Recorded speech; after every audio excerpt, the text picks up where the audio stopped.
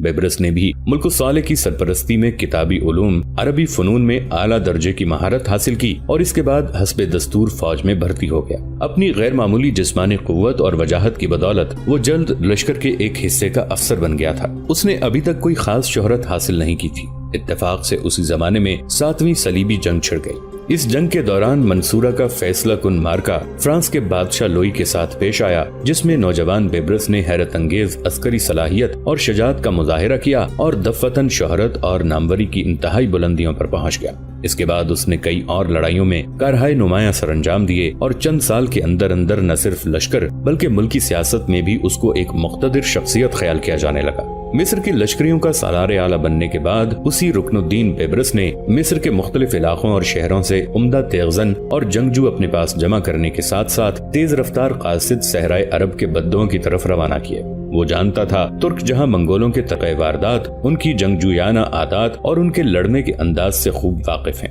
उनके जारहाना हमले का जवाब दे सकते हैं, वहाँ सहराए अरब के बद्दू जो तकलीफ उठाने में बड़े सब्र तहम्मुल से काम लेते हैं, वो बड़ी जांफिशानी के साथ दिफाए इस्लाम की खिदमत सर अंजाम दे सकते हैं। चुनाचे तेज कासिद रुकनुद्दीन बेब्रस ने उनकी तरफ भिजवाए और उन्हें मंगोलों का मुकाबला करने के लिए बड़ी मोहब्बत और चाहत में मिस्र आने की दावत दी। सहराए अरब के बद्दू पहले ही मंगोलों से तंग और नाला बैठे हुए थे। बगदाद की तबाही और बर्बादी, फिर इराक के मुख्तलिफ शहरों की शिकस्त और रेख्त ने उन्हें मंगोलों के खिलाफ पहले ही सीख पा कर रखा था।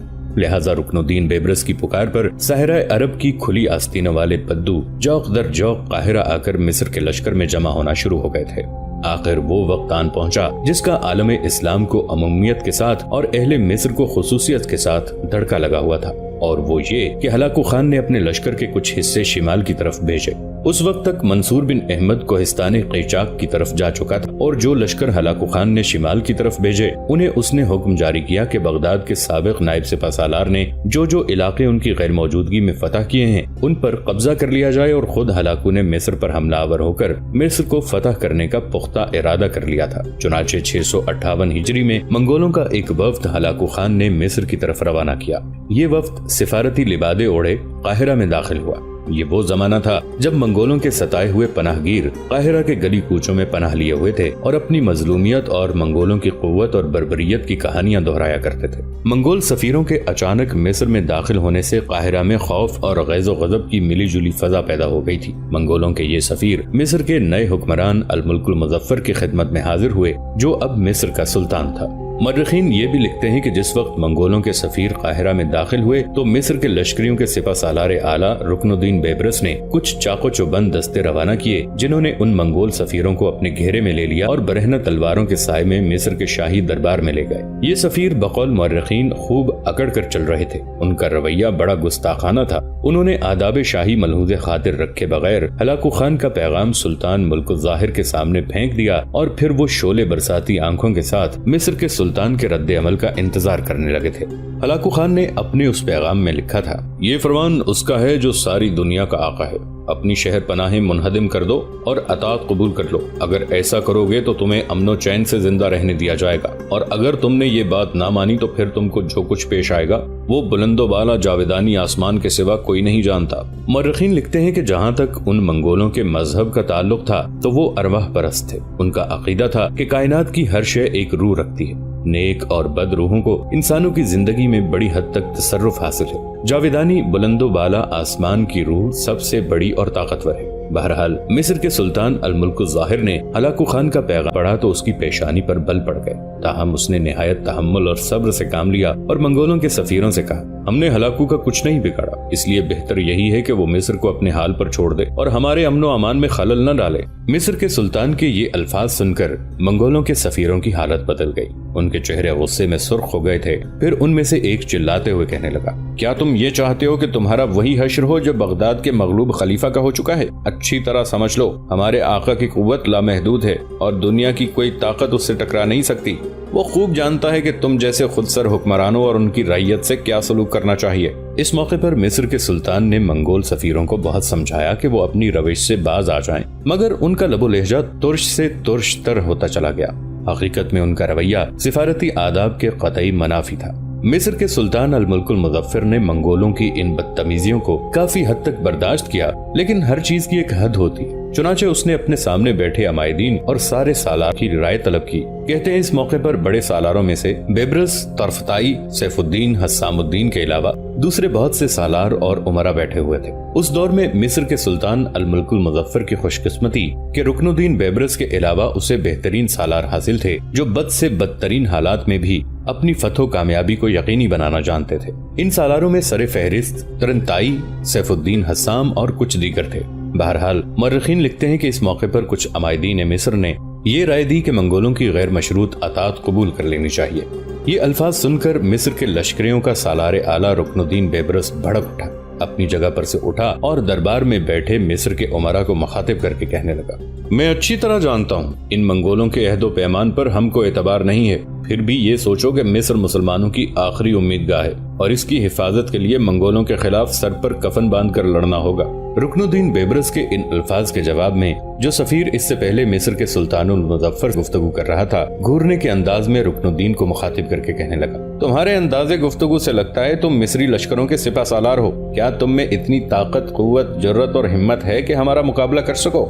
उस मंगोल के इन अल्फाज पर रुकनुद्दीन बेबरस गुस्से में खोल उठा था। लिहाजा एक कहरमानी में धाड़ती आवाज में वो उस मंगोल को मुखातिब करके कहने लगा, सुनो मशीयत खुदाबंदी का मजाक उड़ाने वालों, अब तक तुम सितम की आग, खून की बाजी का खेल खेलते और कत्लेआम करते रहे हो। अब तक तुम उन मुसलमानों पर हमलावर हो रहे हो जो खुद अमन से जिंदगी बसर कर रहे थे और जंग के लिए तैयार नहीं थे।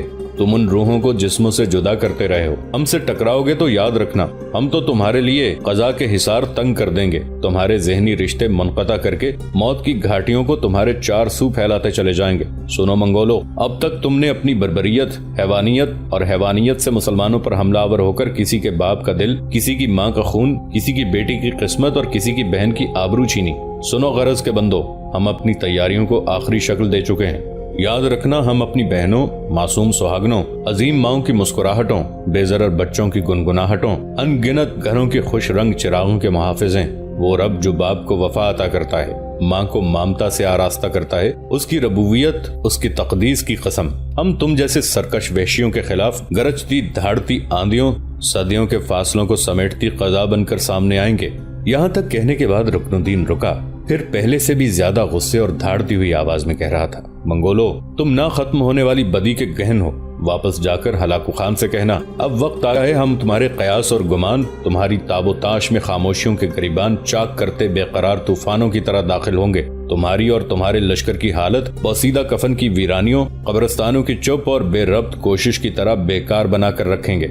मंगोलो, मुसलमानों के खिलाफ तुमने जो तूफान खड़े करने थे कर चुके, अब हम मुत्तहिद हैं, हमारे अंदर यकजहती है, इत्तेफाक है।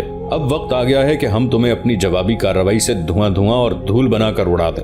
रुकनुद्दीन ऐसे गजबनाक अंदाज में बोला था कि लम्हा भर के लिए अपनी आतिशी अनाद और लाइलाज तासुब को भूलकर मंगोल पीले होकर रह गए थे। ताहम वही मंगोल जो उससे पहले मुखातिब हो रहा था कहने लगा, तुमने जो कुछ कहा है उसे हम सब झाग की माने दौड़ा कर रख देंगे। उस मंगोल को यहाँ तक कहते कहते रुक जाना पड़ा, इसलिए कि रुकनुद्दीन अपना हाथ अपनी तलवार के दस्ते पर ले गया। इस मौके पर उसकी तरफ देखते हुए उसके करीब बैठे हुए दूसरे साथी तरनताई, सैफुद्दीन और हसामुद्दीन के हाथ भी अपनी तलवारों के दस्ते पर जा चुके थे। रुकनुद्दीन ब्रिस दोबारा गरजते हुए मंगोल सफीरों को मुखातिब करके कह रहा था, अब तुम्हारे झाग बनाकर उड़ाने के दिन गुजर गए। तुम्हारी अना की मस्ती में जो ये बात बैठी हुई है कि तुम नाकाबिले तस्खीर हो, तो तुम्हारे इस जज्बे को भी मेरी कौम के एक फर्जंद ने धोकर रख दिया था। तुम्हारे जहन के किरतास पर एक ऐसा नाम उभरता है जो तुम्हारे लिए खौफ और दहशत का बायस है, और वो नाम मंसूर बिन अहमद का है। मेरी कौम का वो फर्जंद जिस तरह तुम्हारे खिलाफ अब तक हरकत में आ चुका है, उसकी सारी रूदाद, उसकी सारी तफसील हमारे मुखबिरों के जरिए हम तक पहुंचती रही है। बगदाद का वो साबिक नायब सालार जिसने अपने सिपा सालार फतहुद्दीन दाऊद के साथ मिलकर तुम्हारे खाकान हलाकू को बगदाद के नवाह में बदतरीन शिकस्त दी थी, उसके कुछ सालार इस मौके पर इसकी बात न मानते हुए तुम्हारा ताक़ुब कर बैठे और उन्हें शिकस्त का सामना करना पड़ा। अगर ऐसा न हुआ होता तो कसम खुदावंद कुद्दूस की, मेरी कौम के वो बेहतरीन और उम्दा सालार हलाकू का ताक़ुब करते और उसके मरकजी शहर तक उसकी पीठ पर ज़रबें लगाते हुए उसके लश्कर की तादाद को कम कर देते। तुम किस वहशत और किस अजाब की बात करते हो? क्या मंसूर बिन अहमद तुम्हारे लिए सनसनाता तीर, कौनती शमशीर, बदतरीन तकदीर और अपनी कौम की तौकीर साबित नहीं हुआ? کیا اس نے تمہارے خلاف سیاہ بختی کے سائے پھیلا کر تمہارے وحشی جذبوں کو اپنی منزل کی گرد میں اڑا کر نہیں رکھ دیا؟ میری قوم کا وہ علم بردار، ہمارا مہربان بھائی ہر محاذ پر تمہارے لیے کاٹ دینے والی تلوار اور آہنی دیوار ثابت نہیں ہوا؟ سنو منگولو، منصور بن احمد اور اس کے ساتھی سالاروں کے ہاتھوں کئی بار ناکامیوں کا سامنا کر کے تم اپنی توقیر کما چکے ہو، اپنی فتح مندی کی تاثیر کھو چکے ہو۔ میری قوم کا وہ عمدہ فرزند، میری قوم کا وہ نایاب مجاہد اڑا مارنے والی ہواؤں کی طرح تم پر حملہ آور ہوا۔ کیا تمہارے ذہن میں منصور بن احمد، حسام الدین جوکندار اور سیف الدین کردی کا نام نہیں ابھرتا؟ سنو منگولو، خبردار، ہمارے سامنے اپنی کسی جرت مندی، اپنے ناقابل تسخیر ہونے کی بات مت کرنا۔ کیا منصور بن احمد تمہارے میاں فارقین شہر کے نواح میں بدترین نقصان سے دوچار نہیں کر چکا؟ کیا منصور بن احمد تمہیں میاں فارقین شہر کے نواح میں بدترین نقصان سے دوچار نہیں کر چکا؟ اور تم لوگوں کو اس نے اربل شہر پر قبضہ نہیں کرنے دیا؟ تمہارے ہلاکو خان نے جزیرہ، دیار بکر اور دیار ربیہ پر قبضہ کر کے اسے اپنی گرفت میں لینا چاہا۔ کیا منصور بن احمد اور اس کے ساتھی سالاروں اور لشکریوں نے تمہاری اس جنگی ذہنیت کو ناکام نہیں کر دیا؟ اور کیا وہی منصور بن احمد حلب اور حمص شہر میں تمہارے لشکریوں پر عذاب بن کر طاری نہیں ہوا اور دونوں شہروں پر اس نے قبضہ نہیں کر لیا تھا؟ پھر تم ہمیں اپنی کس طاقت اور قوت کے بھرتے پر دھمکیاں دیتے اور یہ کہتے ہو کہ ہمیں تمہاری اطاعت قبول کر لینی چاہیے؟ منگولو، اب وقت آ رہا ہے کہ تمہیں ہماری اطاعت قبول کرنے پر مجبور ہونا پڑے گا۔ اس موقع پر منگول سفیر عجیب سے انداز میں رکن الدین بیبرس کی طرف دیکھے جا رہے تھے، یہاں تک کہ رکن الدین پھر بول پڑا، تم اس وقت ہمارے سلطان کے سامنے کھڑے ہو، تم نے اب مزید کوئی بکواس کرنے کی کوشش کی تو تم سب کی زبانیں گدی سے کھینچ لی جائیں گی۔ رکن الدین بیبرس کی اس گفتگو سے سلطان کو کچھ حوصلہ ہوا، چنانچہ کچھ دیر تک ایسی ہی صورتحال رہی، پھر اس نے سارے منگول سفیروں کے سر قلم کرنے کا حکم اپنی کھولتی آواز میں دے دیا۔ یہ بڑا جرأت مندانہ فیصلہ تھا اور شاید مصر کے سلطان نے رکن الدین بیبرس کی اس گفتگو سے شہ پا کر ان سارے منگولوں کے سر قلم کرنے کا حکم دے دیا تھا۔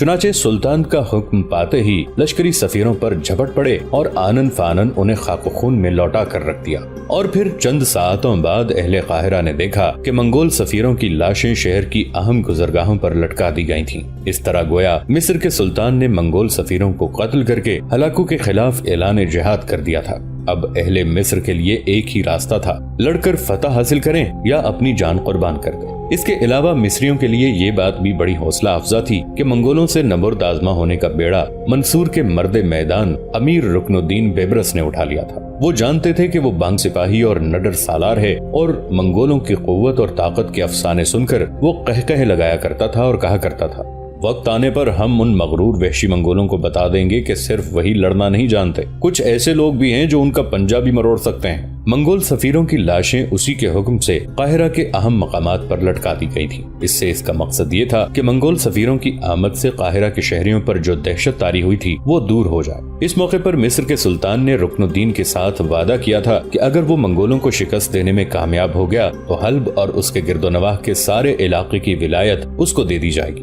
چنانچہ رکن الدین بیبرس نے جہاد کی تیاری کرنے میں دن رات ایک کر دیے۔ اس نے قاہرہ کے ہر تندرست اور بالغ فرد کے لیے عسکری خدمت لازم قرار دے دی۔ بقول مورخین یہ حکم دیا کہ جو شخص کسی معقول عذر کے بغیر لشکر میں بھرتی ہونے سے گریز کرے گا اس کو کوڑے لگائے جائیں گے۔ اہل قاہرہ کے علاوہ رکن الدین بیبرس نے اپنے لشکر میں پناہ گزین ترکمانوں، عرب بدوں اور انتہائی جنوبی مصر کے حورہ قبائل کے کثیر تعداد کو بھی بھرتی کر لیا تھا۔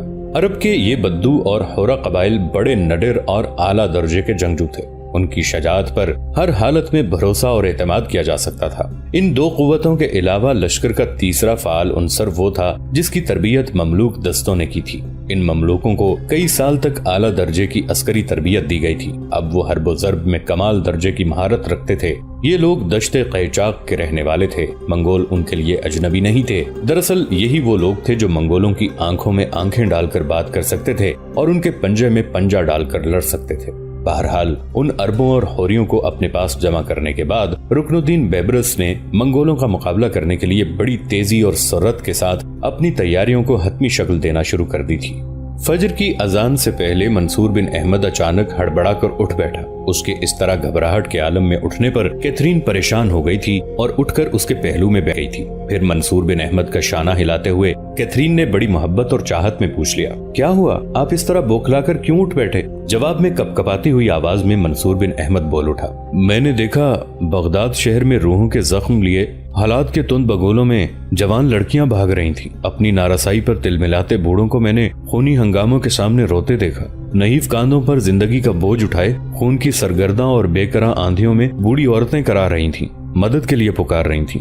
अपने शबाब की खुशबू सजाए जवानों को मैंने बंजर दिलों के उठते सराबों की तरह जिधर मुंह आया उधर भागते देखा। मैंने देखा मेरा बूढ़ा बाप सांसों के तसलसल को मुश्किल से कायम रखे दर्द की सदाओं में बड़ी बेबसी के आलम में खुदावंद कुद्दूस के बाद मुझे पुकार रहा था। मैंने देखा रेजा रेजा होते जिस्मों और लहू की बारिश में मेरी माँ बैन करने के अंदाज में पुकार रही थी, मंसूर बिन अहमद मेरे बच्चे कहाँ हो। मेरी बहनें अपनी हवेली की छत पर चढ़कर मुझे आवाजें दे रही थीं और मेरे भाई उनकी जान और उनकी इज्जत बचाते हुए यके बाद दीगरे शहीद होते जा रहे थे। यहाँ तक कहने के बाद मंसूर बिन अहमद की हालत बिगड़ गई थी और वो सिसकते बल्कि हिचकियां लेकर रोने लगा था। देर तक मंसूर बिन अहमद सिसकता रहा, सिसकियां लेता रहा। इन्हीं हिचकियों और सिसकियों में वो फिर कह उठा था, हमारी रगों में कड़वाहट, हमारे लहू में बेचैनी भरने वालों, अब वक्त आ गया है कि तुम्हारे हरीमे जामे हम भी ठोकर भरे मुकद्दर और जलते बुझते अलाव की कहानियां लिखें। इससे आगे मंसूर बिन अहमद अपने आप पर काबू न रख सका और बड़ी बेचैनी और बेकरारी में